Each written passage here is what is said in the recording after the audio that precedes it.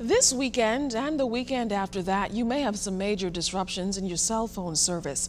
But BTC says it's not all bad news. We're told the disruptions are to make way for a major upgrade, and it should only affect cell phone customers this weekend and next weekend and not beyond that. When the upgrade is complete, BTC says issues like those annoying dropped calls, late text messages, top-up and voicemail issues will be things of the past. We will do our best to inform customers when to expect specific outages. But even when we do that, we want to caution people to the extent possible to try to make alternative arrangements with their cell phones. Try to pre-plan. So if you go in somewhere, let folks who need to know where you're going to go in, where you're going to be, if you need to arrange a ride or you need to arrange a meet of someone. We expect that the cell phone system will be the lion's share of the time. But we want to go on record as telling folks to create some contingency planning. Because again, there's the possibility that there will be some disruption.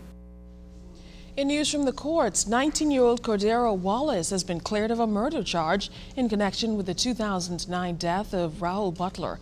According to court evidence, Butler was stabbed during an altercation with Wallace. After deliberating 4 hours, the jury returned an 8-4 not guilty verdict late yesterday. Attorney Muriel DeSeal defended Wallace, Ambrose and Brister prosecuted the case, and Justice John Isaacs presided.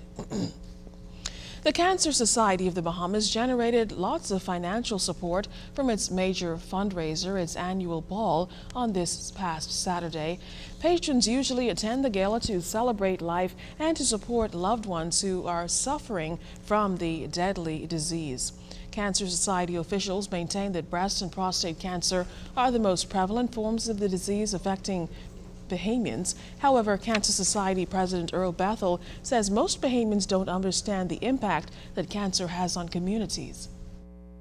It's not until they're affected by it, and that's one of the reasons why we've worked towards going into the school system with the Ministry of Education. We're now in the curriculum. And what we're doing is we're educating kids at all ages throughout the government schools at this point in time, because we want to make sure that they pass it on to their parents, and not only that, that they would know what to do if it ever happens to them.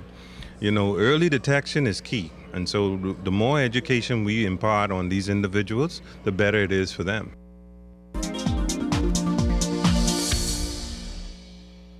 Welcome to tonight's edition of the Business Beat, sponsored by Royal Fidelity. Good evening, Bahamas. I'm Altaviz Munnings. Let's take a look at what's making business news today. Minister of State for Investments, Kailash Roll, telling the local Daily that he's spearheading the move to implement the Small Business Act, noting that the legislation would provide a modern framework to address many of the challenges faced by Bahamian small and medium-sized businesses. Bahamas telecommunications company officials not expecting a profit from their new directory fee. BTC's Vice President of Brand and Communications, Marlon Johnson, says, though, most residents utilize the company's website rather than calling in the directory service. In international business, global stock markets have fallen sharply ahead of a European Union meeting as concerns mount over Greece's future in the euro.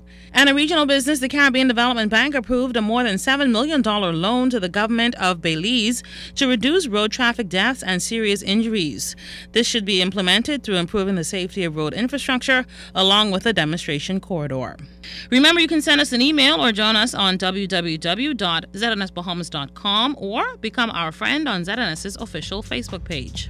And that's tonight's edition of the Business Beat, sponsored by Royal Fidelity. I'm Altaviz Munnings. Thanks so much for watching.